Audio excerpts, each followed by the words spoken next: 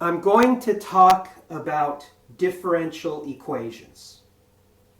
All right? Let me start by defining what differential equations are. Differential equations are equations involving derivatives. So if an equation has one or more derivatives in it, it is a differential equation. Okay, simple as that. Now, watch this. Solutions of differential equations are sets of functions rather than sets of allowed variable values. You're probably familiar with equations that provide constraints on variables that you solve for allowed values of variables.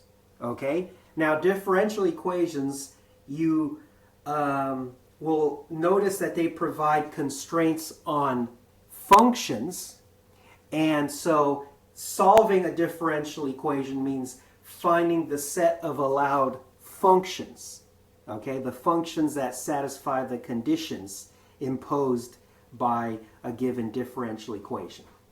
All right? So we can say that differential equations establish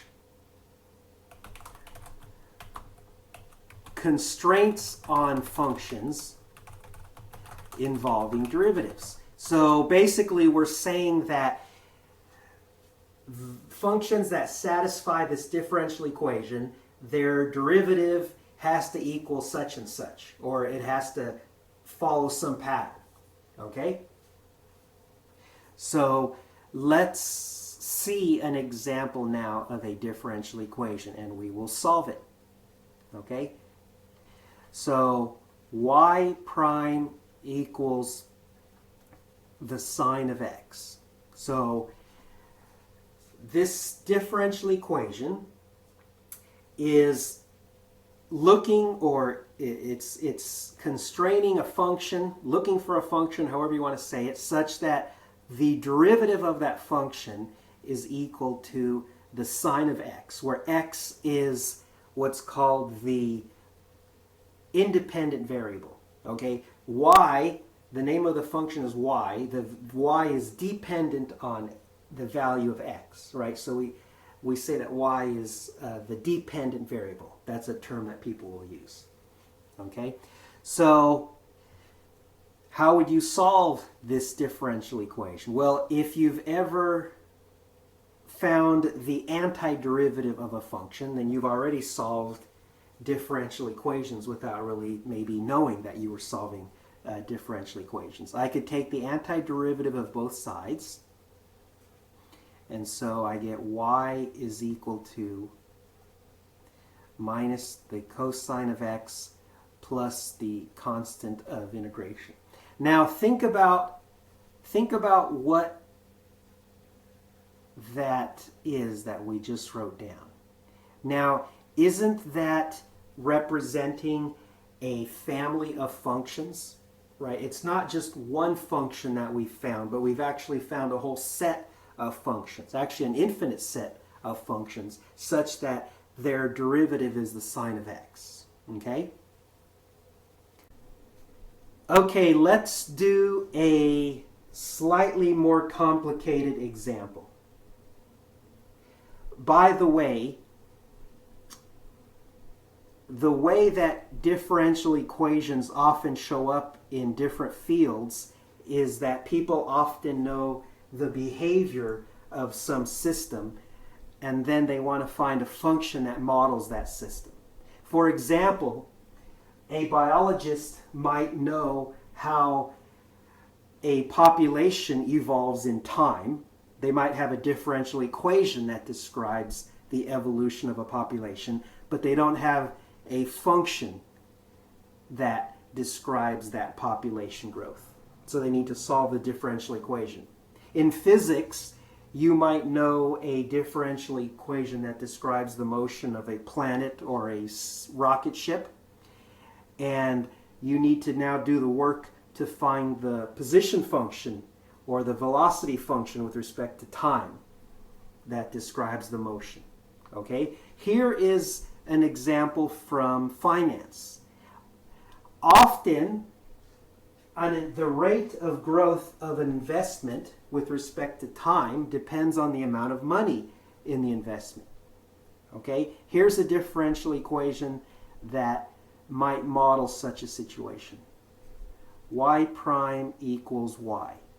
So if y represented the amount of money in an investment and y prime represents the rate of growth of the investment with respect to time, then y prime equals y says that the rate of growth depends on how much money is in the investment. All right? So what would be a solution to this differential equation? In other words, what is a function such that the derivative of that function with respect to time is the function itself? Okay? How about the exponential function? Okay, the derivative of e to the t with respect to time is e to the t. Now, finding one function that solves a differential equation is impressive enough.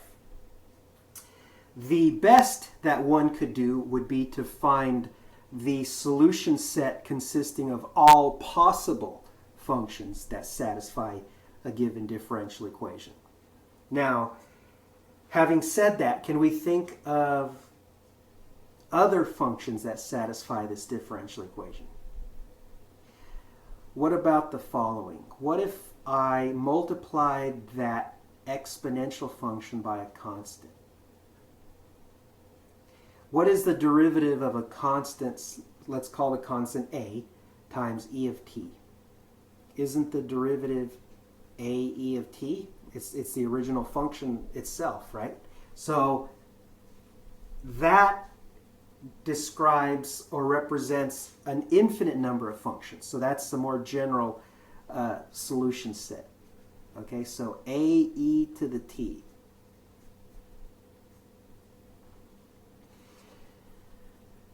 Now, here is an example from physics. That was an example from investing, from finances. And this one is going to involve a second derivative. You can have differential equations that involve second derivatives. Now, if you're interested in the specific physics topic where this one comes up, the topic is called simple harmonic motion.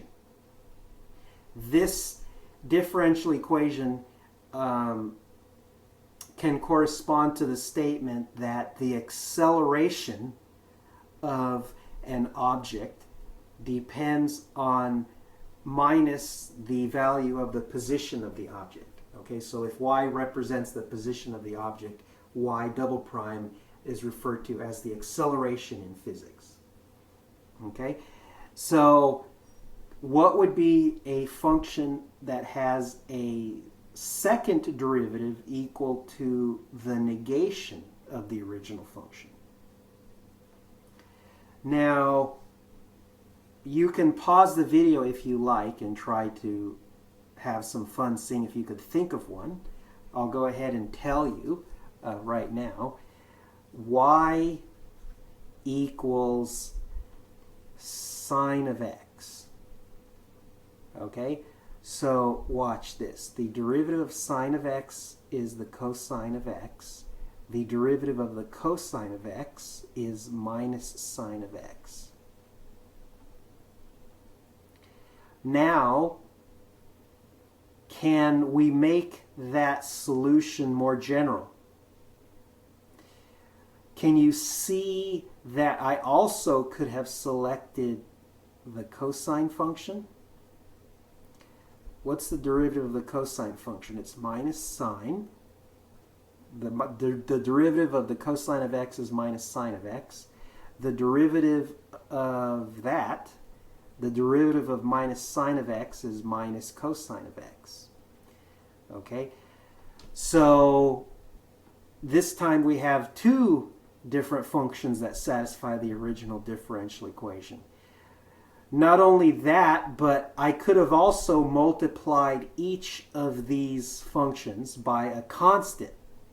Okay, and that also would have been a solution. So here is one way to represent the family of possible solutions, all these possible solutions of this function. A constant times the sine of x plus another constant times the cosine of x. So I'll leave it to you as an exercise to convince yourself that for all possible values, real numbers for a and b, substituted for a and b, that functions that obey that pattern, that have that pattern, will obey the differential equation. Okay?